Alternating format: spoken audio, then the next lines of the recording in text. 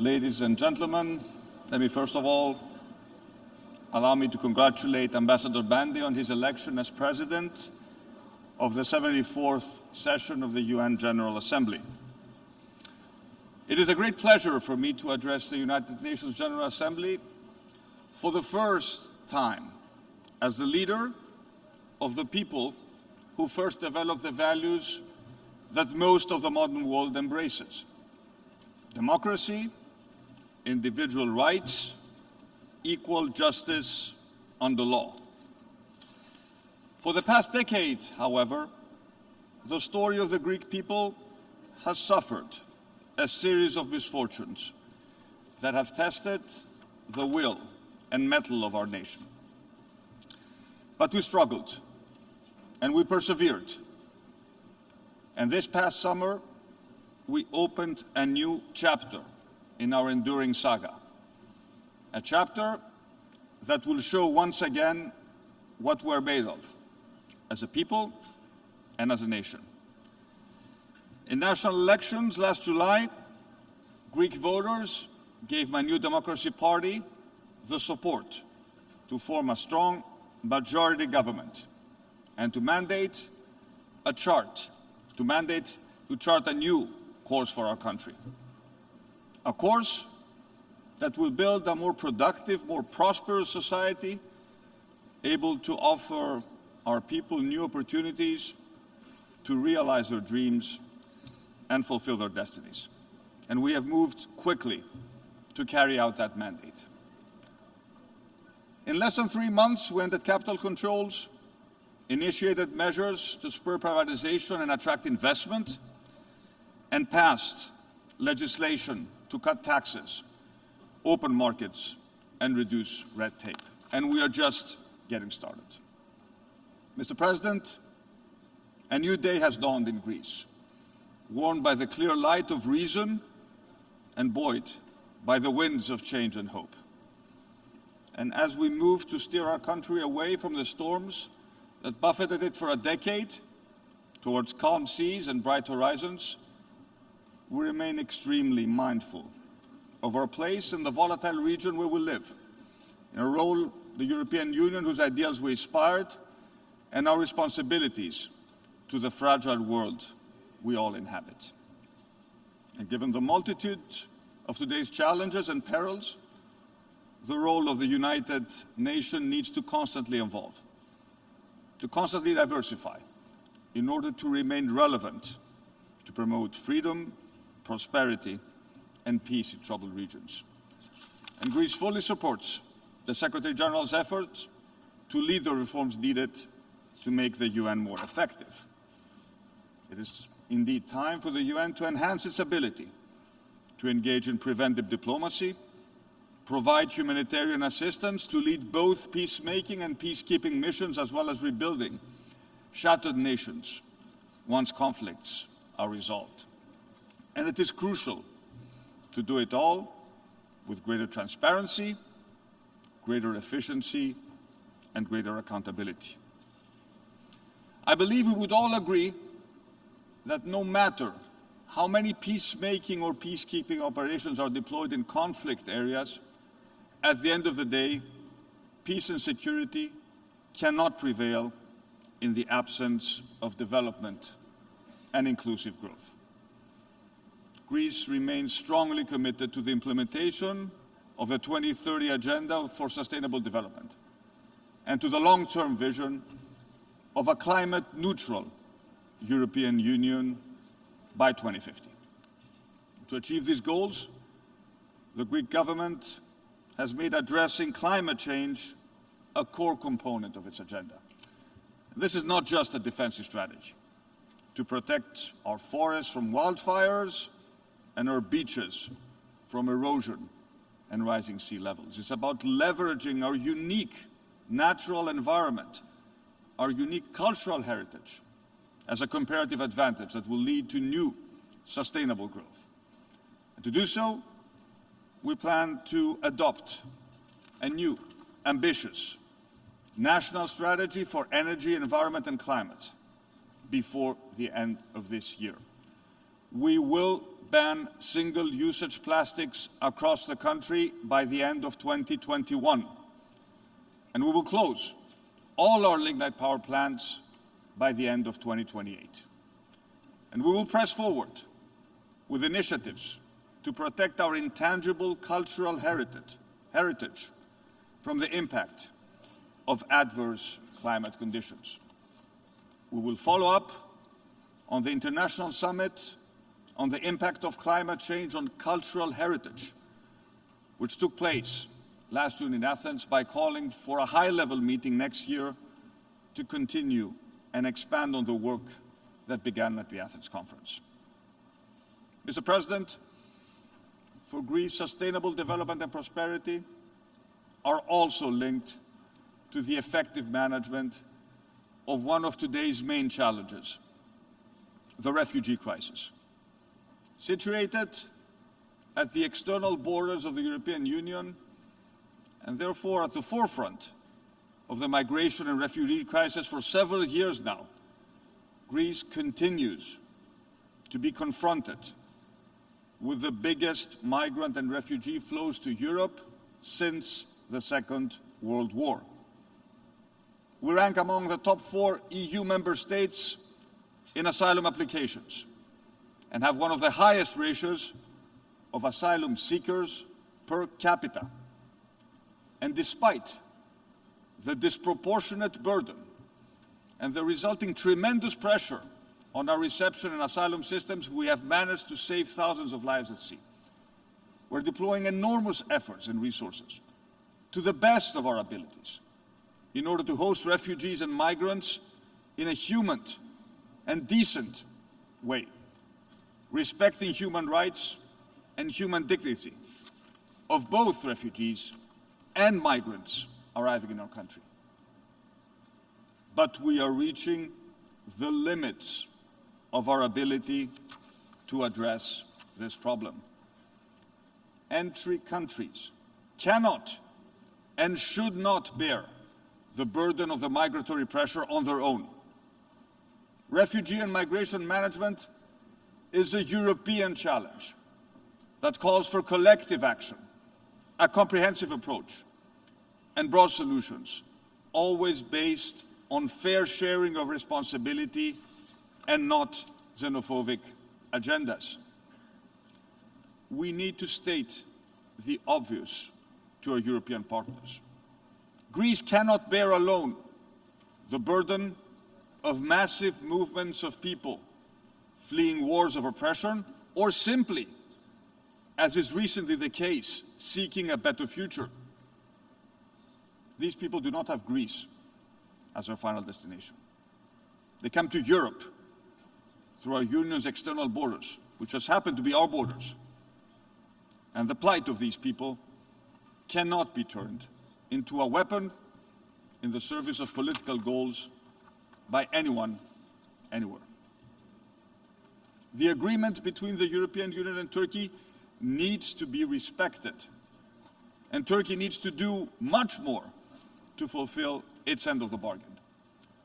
The recent drastic increase in the number of migrants crossing the Aegean is unacceptable. Europe needs to continue supporting Turkey financially, recognizing that millions of refugees currently live in Turkey. But at the same time, the European Union needs to move fast to adopt new common rules for asylum seekers that will apply to all countries. No European nation can be a member of the Schengen zone and benefit from the free movement of people while at the same time refusing to participate in burden-sharing arrangements regarding the migration crisis. The solidarity is not a one-way street. Mr. President, the situation in the Middle East and North Africa represents a source of deep concern, should be addressed by the international community in a comprehensive manner. It is tragic that 8 years after the Syrian crisis erupted, the country continues to be a battlefield, not just for domestic, but also for regional and international divisions, with repercussions felt by all. first and foremost, by the ill-fated Syrian people. Greece sees no alternative to a political solution, and we fully support the inclusive political dialogue in Geneva under UN auspices that will produce a framework agreement based on Security Council Resolution 2254, and that will allow not only the return of Syrian refugees to their homeland, but will also provide the basis for the start of the reconstruction of this ravaged country. On Libya, it is imperative to establish the security conditions that will allow the country to heal. And as one of Libya's neighbors, Greece attaches particular importance to international efforts to stabilize the country. And Mr. President, we fully support the UN Action Plan for Libya, as well as the recently announced Triple Action Plan. We believe they constitute a solid roadmap for achieving progress. And as a country that enjoys long-standing ties to the Arab world, but at the same time, excellent relations with Israel, which Greece first recognized when my father was Prime Minister almost 30 years ago, we believe that the Middle East peace process must remain alive and lead to a two-state solution in the hope that one day the area can become a promised land for all its people. Mr. President, it is often stated that geography is destiny. Nevertheless, it is our responsibility to shape our own destiny. And although my country is situated close to an extremely turbulent region, it remains a pillar of stability, actively promoting peace, security, and cooperation. Greece, along with the Republic of Cyprus, has established constructive trilateral schemes of cooperation with Egypt, Israel, Jordan, Lebanon, Palestine. And consistent with its role as a stabilizing force in the region, a region confronted with grave challenges, Greece remains fully committed to the principles of good neighborly relations with all its neighbors. However, no tangible progress in relations between two neighboring countries can be achieved without full respect for international law, including the international law of the seas, as well as full respect for international treaties. And actions that persistently challenge Greece's sovereignty and sovereign rights in the sea, in the air, undermine the important principles of good neighborly relations. They contravene international law. They seriously impede efforts towards a mutually beneficial relationship. Ladies and gentlemen, 45 years have passed since the illegal Turkish invasion and occupation of over a third of the Republic of Cyprus.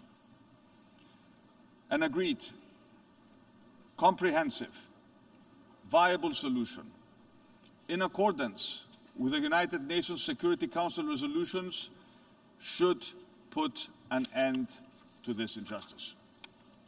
We welcome President Anastasiadis and Turkish Cypriot leader Akinzis' efforts to agree on the terms of reference for the resumption of negotiations to resolve the Cyprus question. It is up to them to decide what is good for their communities, and they don't need any foreign tutelage. And as President Anastasiadis repeated in this hall yesterday, the only acceptable solution is the evolution of the Republic of Cyprus into a bizonal, bicommunal federation with political equality, with single sovereignty, a single international legal representation, and a single citizenship. And Greece is ready to resume negotiations for the termination of the outdated, totally anachronistic 1960 system of guarantees and unilateral rights of intervention, and the withdrawal of the Turkish occupation troops from the island. However, Turkey's illegal drilling activities in the Eastern Mediterranean, and particularly within Cyprus's exclusive economic zone and territorial waters, violate international law. They blatantly undermine ongoing efforts under UN auspices to restart the Cyprus negotiations and dangerously escalate tensions in the Eastern Mediterranean.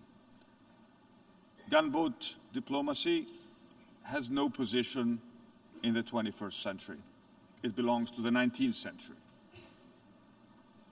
Furthermore, recent Turkish actions and statements concerning the opening of Varosha under Turkish Cypriot administration, Mr. President, are a blatant violation of relevant UN Security Council resolutions, which call for the return of all legal inhabitants in Varosha under United Nations administration.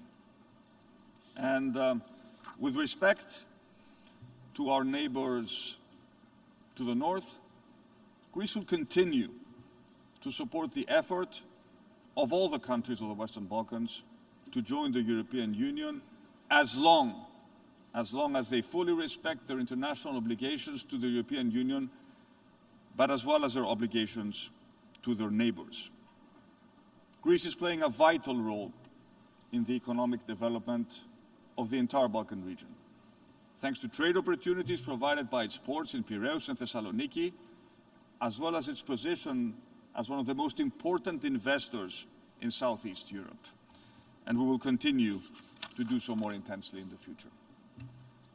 Mr. President, let me conclude by making the following observation. We naturally think of the United Nations whenever we're confronted by difficult problems. We're all often quick to criticize the United Nations if it comes up short in handling them. But for those who are caught in the middle of wars and revolutions, the UN is the only bulwark of safety they can count on. And to the millions of refugees around the world to whom it provides food, shelter and safety, it is their only beacon of hope. So I want to conclude my first appearance before the General Assembly by saluting the United Nations for the conflicts it has resolved, the suffering it has diminished, and the pain it has eased all over the world. Thank you very much, Mr. President. En nombre de la Asamblea General, agradezco al señor Primer Ministro de la República Helénica la declaración que acaba de formular y pido protocolo que acompañe a su excelencia. La Asamblea escuchará un discurso